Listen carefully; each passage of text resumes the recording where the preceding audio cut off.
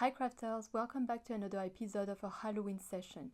In today's video I take on a challenge my daughter gave me, creating a spooky raven for Halloween.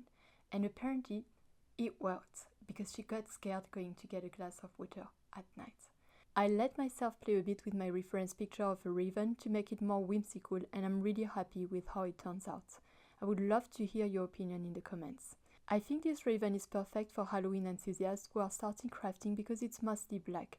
That makes small imperfections hard to see, and it's not very graceful compared to other birds with rounder, more elegant shapes, so even if you make a few mistakes along the way, it still looks impressive, which is perfect for Halloween.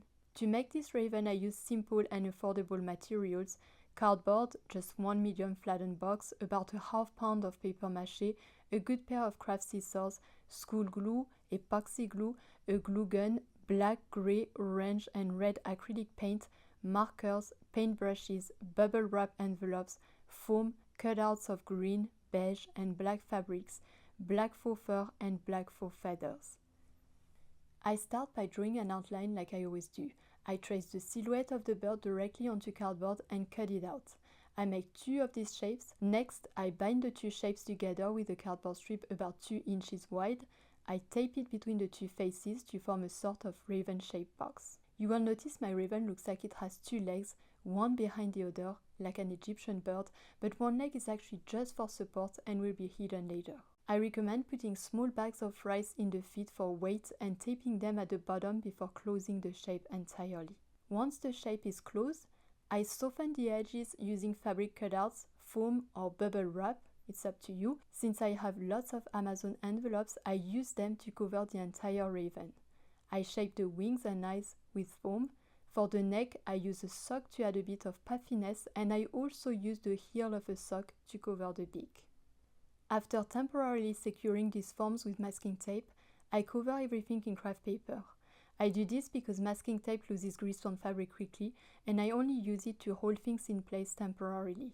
I love seeing the raven take shape under the craft paper. It feels like I'm already halfway there. Now it's time to dress the raven. First, I painted black to hide any cardboard traces. I applied 3 layers in total. If you want an easier version, you could stop here, paint the eyes and beak, or use fake eyes. I choose a more detailed approach to make it spookier.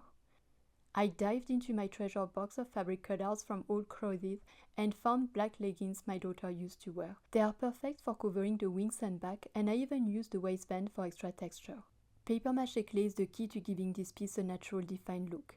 I always make sure to prepare enough at once, about half a pound, so I don't get stuck in the middle of the project.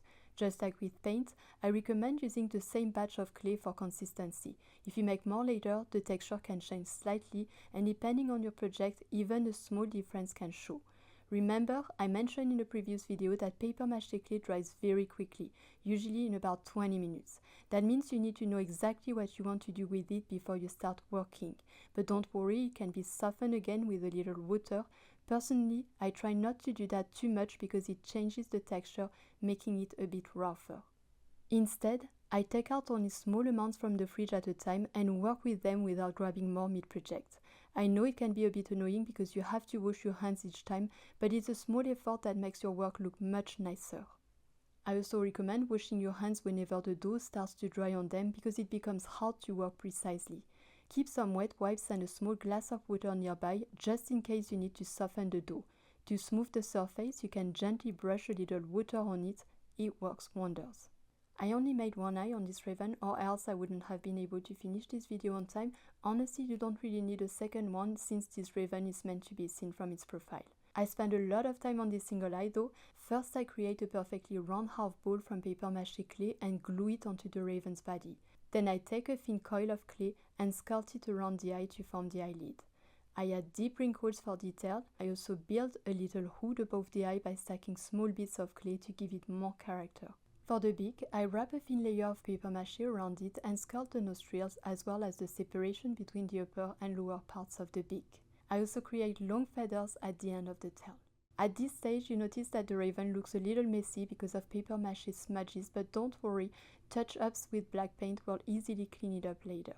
Once I'm happy with the wings and tail, I move on to the legs. I scaled them along the edges of the first triangle I made, which was actually a supporting leg. I had lots of wrinkles and scaled the bones inside the legs. Ravens are naturally skinny and bony, so you can almost see their skeleton under the feathers, and that's part of what makes them so spooky.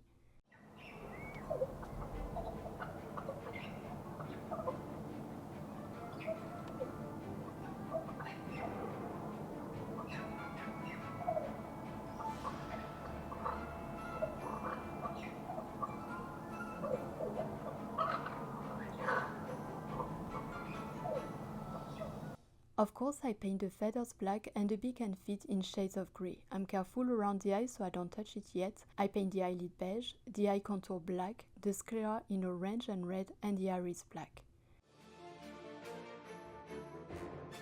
The raven is almost done, but now it's time to focus on the base and add some greenery. I use squares of green and beige denim, trimming the edges to look like grass.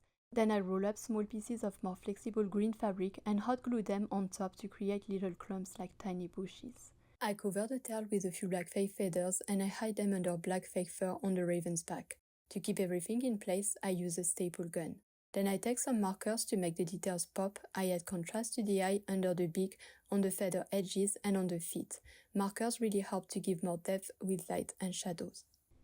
And voila! I absolutely love this raven. It looks fantastic and will be such a fun addition to my Halloween setup. I hope you enjoyed this tutorial. If you did, please give it a thumbs up. It really helps my small channel get noticed and allows me to connect with other crafters and build a community of cardboard lovers. You know how much it means to me.